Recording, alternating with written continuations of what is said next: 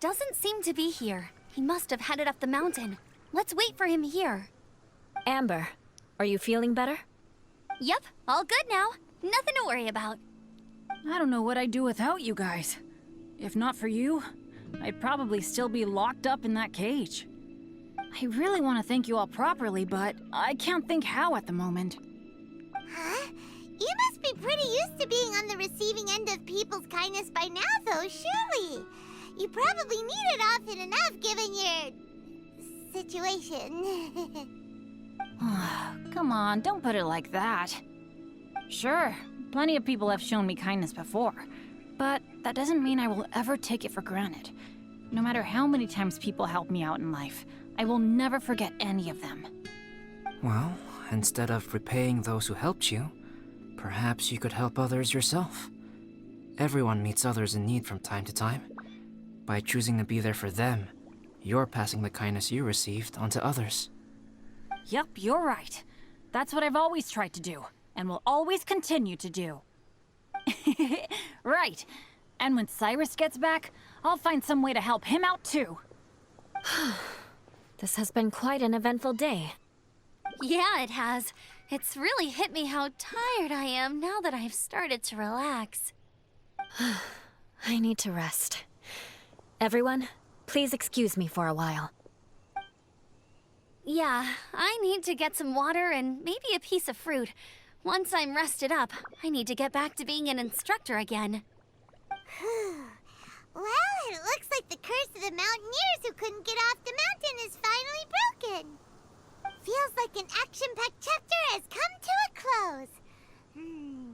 Shall we find somewhere to rest and chat too? Why not? Then, please, come with me. You sensed something too, didn't you? Then let's go. Huh? Are you going back to your camp again? Paimon thought maybe we could talk here. Okay. Might as well come with you. Good. Shall we set off right away? Sure.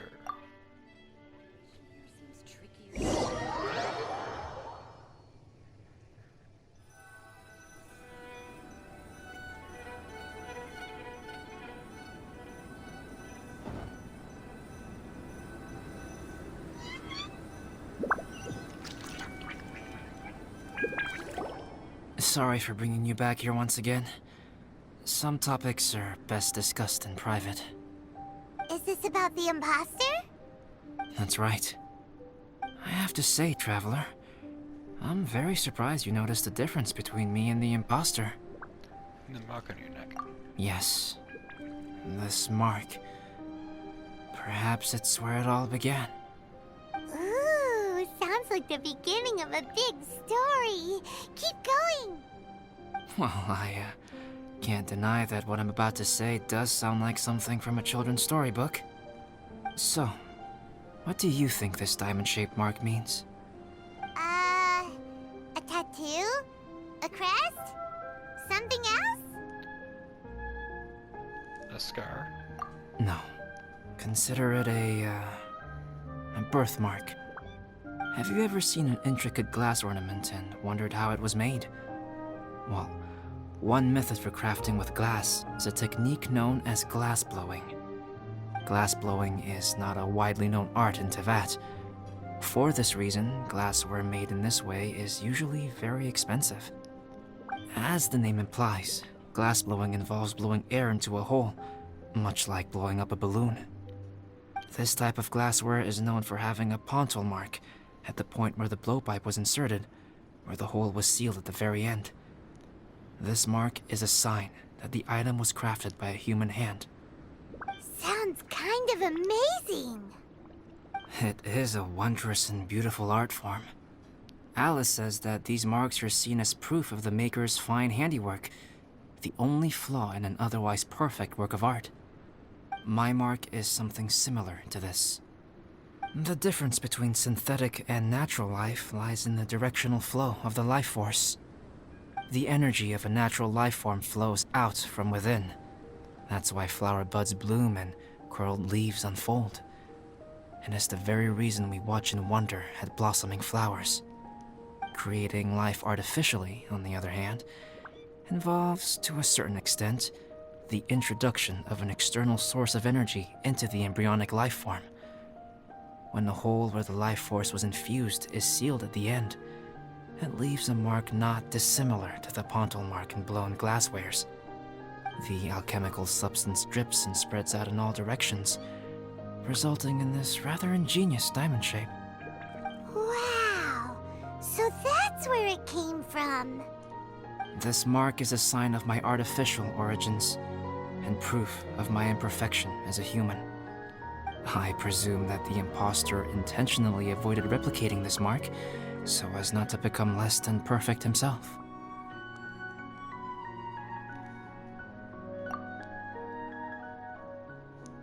Should you really tell me all this? You are fundamentally different from other people. I have few qualms about sharing my secrets with you. Just as Paimon said, it all sounds like a story. Even if you were to tell anyone else, they would regard it as nothing more than a tall tale. The transcendent and miraculous are not the only things to which human beings aspire. They pursue the everyday, the ordinary, to a far greater extent than I would have ever imagined. Hence the notion of otherness. People like to believe that those who are thoroughly different from themselves could only ever exist in stories. It makes things much easier. Or, in other words, all the unfathomable things we've seen recently would make good material for a novel. I have friends who write novels. If they wrote this story, it'd probably be even more complex. Making up stories is easy. Even Paimon can do that. Oh, I didn't know you had that kind of talent. Paimon's the best guide into that. Making up stories is a piece of cake. In that case, how about we have a storytelling contest? We can base our stories on the events of the last few days. Sounds great. But we still have to help out the Adventurers Guild. I understand. Creativity is something that cannot be rushed. Take your time, and come back when you have found some inspiration. We'll see whose story is more compelling. Deal! Okay, we'll regroup with the Adventurers Guild for now. Sure.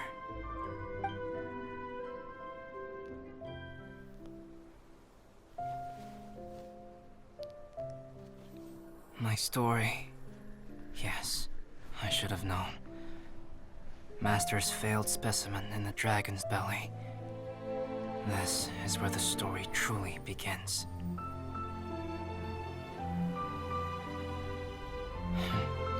If we switched places, if you were the survivor, then as the abandoned experiment, the failure of the primordial human project, I'd want to replace you too. I would replicate your appearance, study your alchemy, and create miraculous life forms to divert your attention. I would wait for the right moment, then dispose of you and the Traveler, the sole person to have known your secret. And then, I could finally experience the joy of being brought into the world.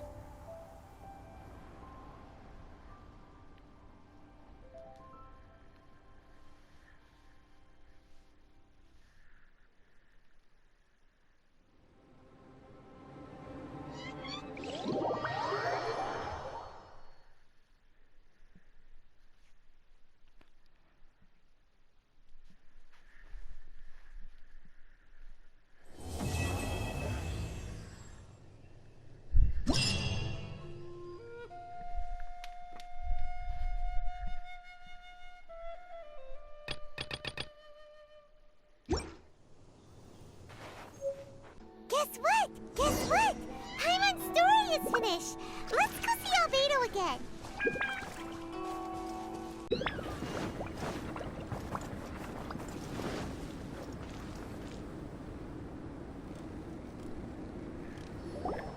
Albedo!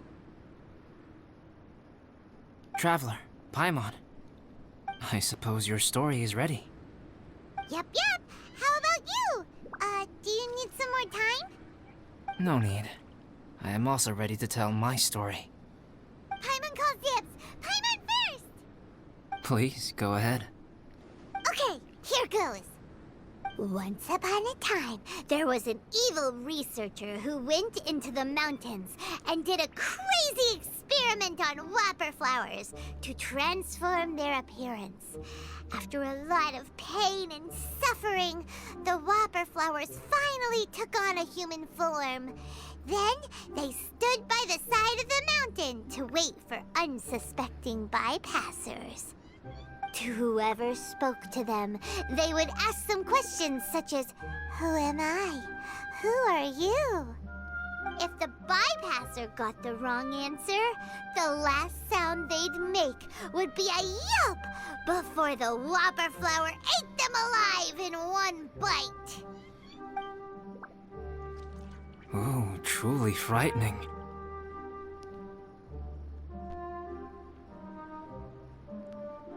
Yes, Paimon, it's truly frightening. What the? You two aren't scared at all! Maybe I'm just really tough, I don't know. Don't go nitpicking, okay? If you didn't like the story, go write your own! Well, in that case, I would add some horror elements in.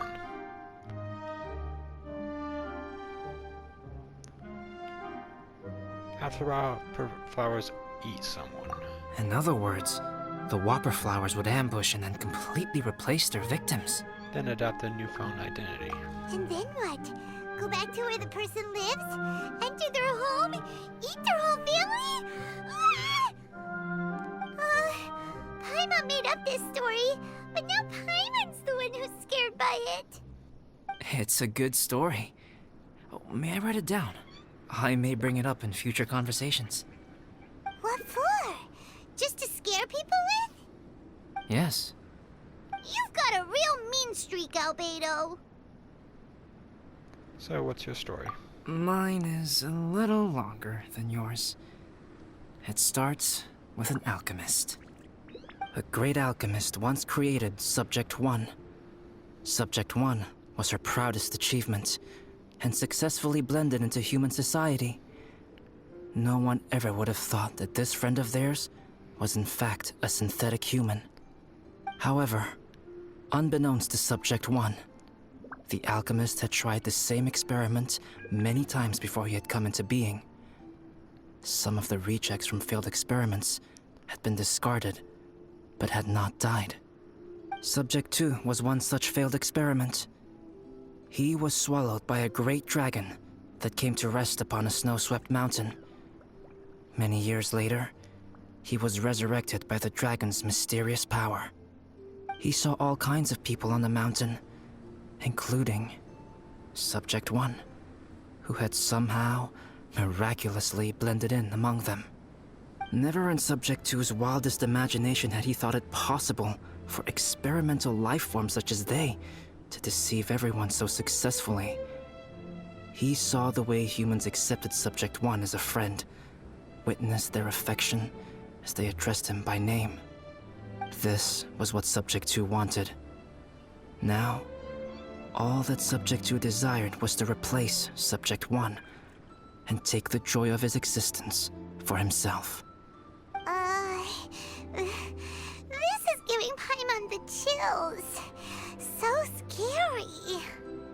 Subject 2 began to unfold his plan. He stole Subject 1's books and notes and studied all that Subject 1 had learned from the alchemist. Subject 2 was highly intelligent, and he learned quickly. He changed his face into an exact replica of Subject 1's face. Then, he found a plant with mimicry capabilities and transformed it using dragon blood and alchemy. And so, not only did Subject 2 transform his own appearance to perfectly match that of Subject 1, he also created a third entity, Subject 3. What? There's 3 of them now? But Subject 2 wanted to become a perfected human. So, he erased a mark on both his and Subject 3's necks. For these marks were symbols of imperfection. He purposely erased it? In my view, it was probably a subconscious act, an instinct. He so desperately craved to become a perfect human being that he forgot something. Human beings are defined by their flaws. Subject 2's plan was meticulously crafted. Subject 3 would draw Subject 1's attention. After Subject 1 disposed of Subject 3, he would assume the threat had now disappeared and would let his guard down. The next moment that Subject 1 was alone, Subject 2 would make his move. He would eliminate Subject 1 and become the only one remaining. He would secretly replace the Subject 1 of everyone's memories and inherit his identity, residence, clothing, sword, name, and friends. People would have no idea that the individual they knew had become somebody else from one day to the next. This is way too scary. Paimon's never gonna be able to trust anyone again. But just before Subject 2 could carry out his plan, a unique stranger entered the mix. Subject 2 tried to make contact with this person, but found that they could somehow sense he was different from Subject 1. What's wrong? Are you scared? What happened then? What happened to the stranger? He became a new stage in Subject 2's plan. One more person that Subject 2 had to dispose of. It's as if there were 3 identical roses in a garden. Only one of the 3 was a fine specimen, while the other 2 were defective specimens that bore poisonous thorns. In all the world, only the gardener who tended to them could tell which was the good specimen. People do not like poisonous plants. Only a perfect rose can fetch a high price. If the inferior specimens wanted to conceal the fact of their worthlessness, they would have to take the gardener out of the picture, using their poisonous thorns. This is exactly what Subject 2 was thinking. So, he hid in the shadows and waited patiently. Maybe soon, he would get his chance to become truly human.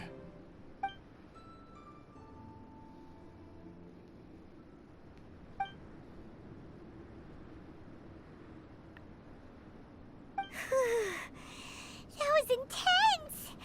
So what happened after that? Did Subject 2's plan succeed? Paimon can't bear thinking about it. Fortunately, it is just a story. And even in this story, Subject 2 did not succeed. But you can never let your guard down on Dragonspine. Monsters mutated with Durin's power and blood are also creatures of Rhine-Daughter, just like me. You must beware of all such creatures. Don't say that, you're not a monster, you're my friend. I'm glad to hear that. It's okay. I know what I am. You and I are both different, so there is no need for me to hide the truth from you. The only thing is that sometimes, when I think about how mighty the power of alchemy is, I feel so small. As beings who set foot in this world, how arrogant are we in desiring to control our destiny, and in desiring to create? Is creation an arrogant act, traveler? If not, why do we call the ones that created us and control us gods? If it is, then what qualifies us to call ourselves creators? How far must we take our reverence and respect, and what purpose does it serve? How do you feel about when you took out the imposter? Nothing special. But whenever I think about it, I feel a twinge of grief. Poor Albedo. Hello? Traveler, are you here? Hey, is that Amber? Thought we might find you here. We're here to deliver a message from Cyrus. There's gonna be a big event down at the base camp, and they want you there too, Traveler. Winter camp is nearing its end. Apparently, even provisional instructors are required to attend. Looks like we need to go, Albedo. Bye for now. Then I won't keep you. I have some things to attend to here, so forgive me for not seeing you down. Don't worry about it. There have been no issues getting up and down the mountain recently. Is everyone ready? Let's not keep them waiting.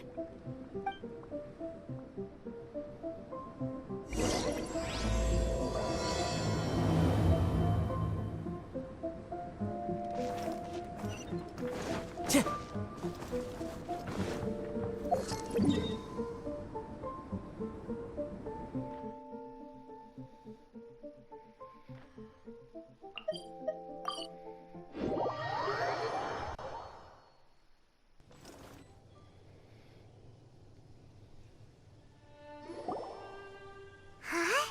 Who is this guy? Is he Joel's father? Allow me to introduce Yozerf. He's Joel's father. Dad, this is that traveler I was telling you about. The travelers helped me out loads in the past, and this time we even built a snowman together. Joel has told me everything about you. I can't thank you enough.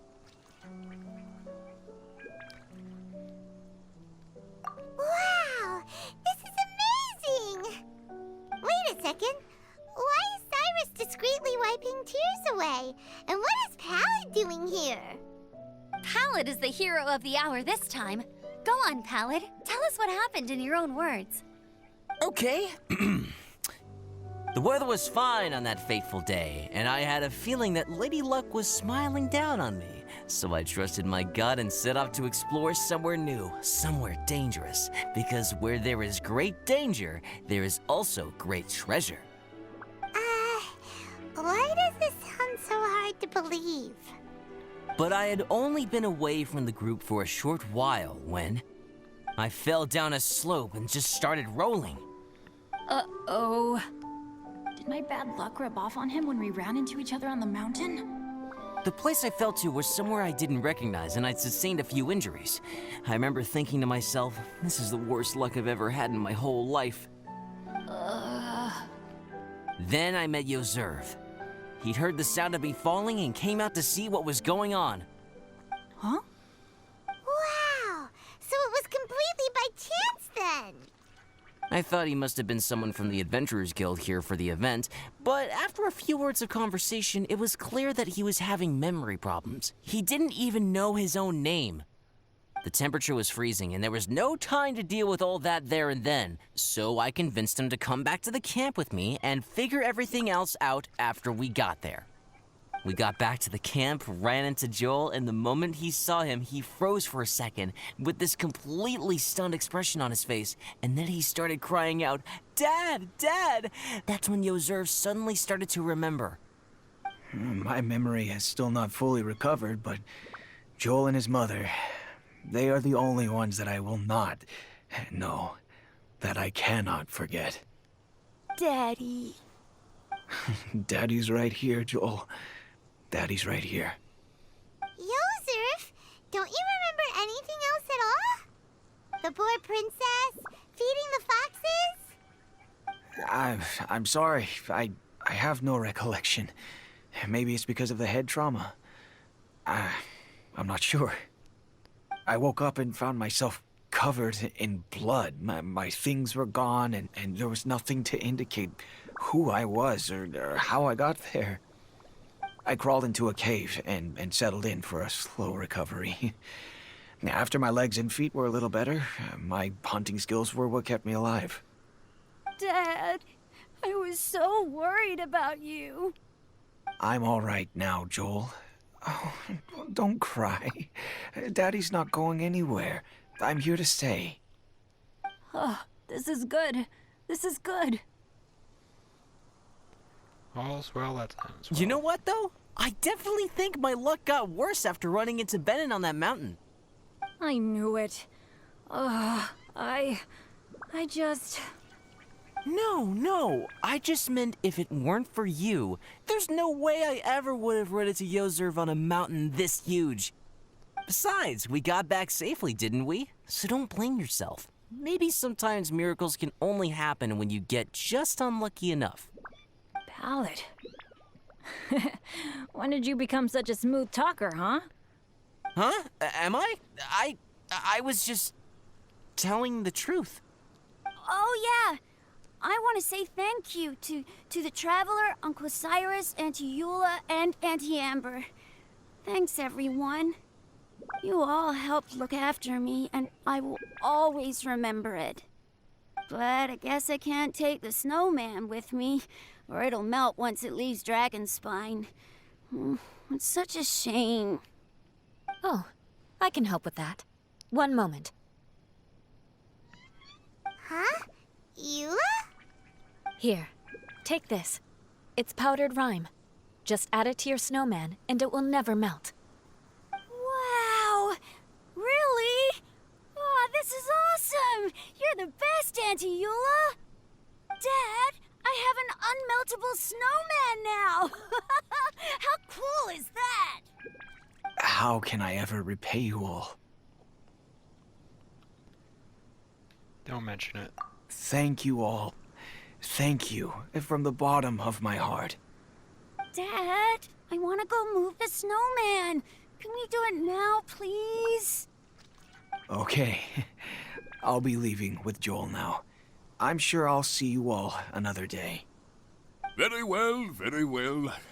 It's time for Pallid and I to have another discussion concerning his breaches of adventurer discipline. Huh? But Cyrus, I think I kind of made up for my mistakes this time, you know? Fuck you, Pallid.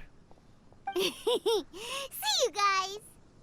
Oh, I made this for you and Amber. Think of it as a winter souvenir.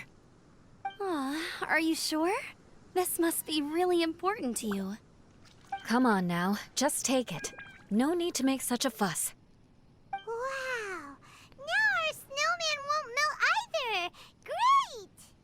I'll treasure it. You're welcome. Just keep it. That's all I ask. Amber and I have some business to attend to now. See you later. See you! Everyone's gone. Seems like they've all got their own stuff to do now.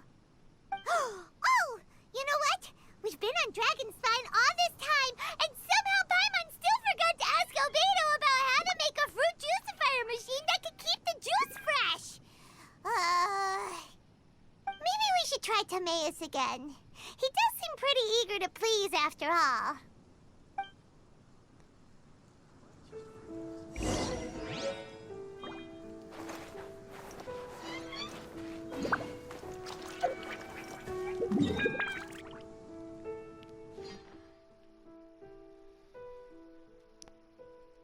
Timaeus! Traveler and Paimon, what can I do for you? Wait a minute. You've got that mischievous look on your face. Oh, you're not still thinking about that ridiculous juicer thing, are you? Timaeus, will you help us?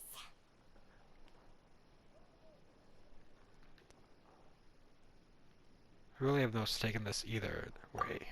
Well, if the Traveler isn't really interested, then, yeah, maybe I'll give this one a pass. It's just the weirdest request ever. No, but Paimon's Sunsettias are gonna go to waste without it. And the time it would take me to research something like that, I could probably pick those Sunsettias again 10 times over. New research project, Timaeus? We meet again. Oh, Albedo, thank goodness. So the situation is, Paimon wants a machine that can turn fruit into juice and keep the juice fresh. I mean, surely it's... Majorly important, that's what it is. If you can manage to invent this, we'll never have to worry about fruit going bad ever again. That's impossible.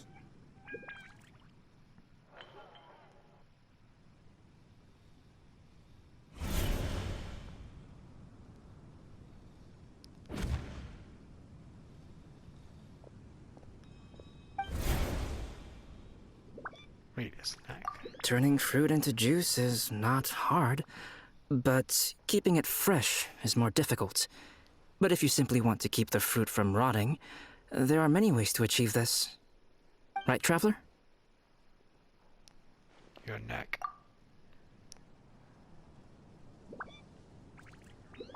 What about his neck? What's wrong? Is there something on my neck? No, it's fine.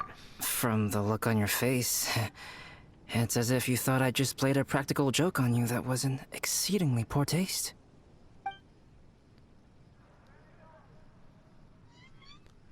Albedo, you were saying, how do you stop fruit from going bad?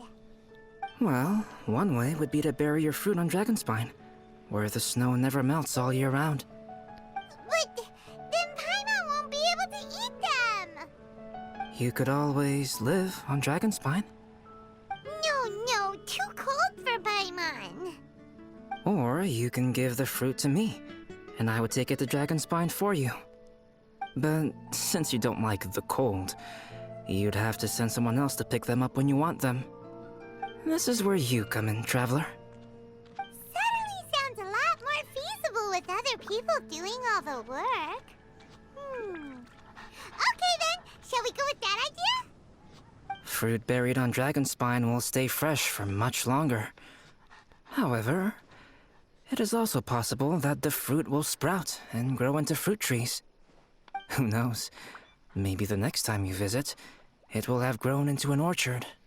You can water the trees, add fertilizer, and when they finally bear fruit, you will have some fresh sunsettias. No way! Then Paimon will have to be a gardener. That's not the goal here. Oh? Well, I don't think being a gardener is so bad.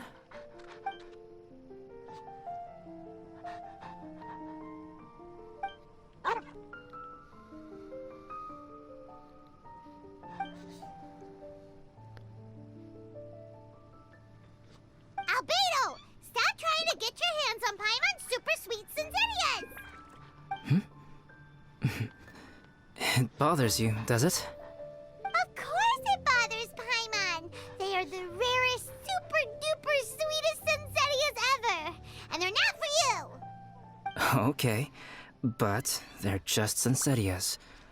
I think you're only so attached to them because you don't have much fruit of this quality in your possession. When someone's pockets are full and their spirit is fulfilled, they don't easily fall prey to this kind of yearning. Really?